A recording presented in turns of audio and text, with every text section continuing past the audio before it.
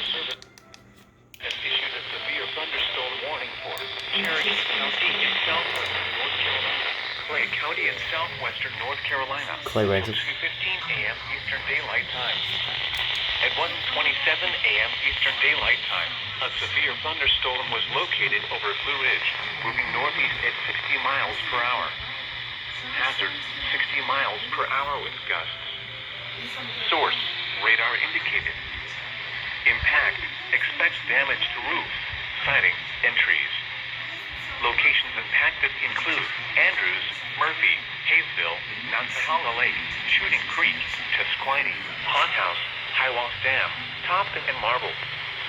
This is a dangerous situation. Oh boy. The storm is producing widespread wind damage across northern Georgia.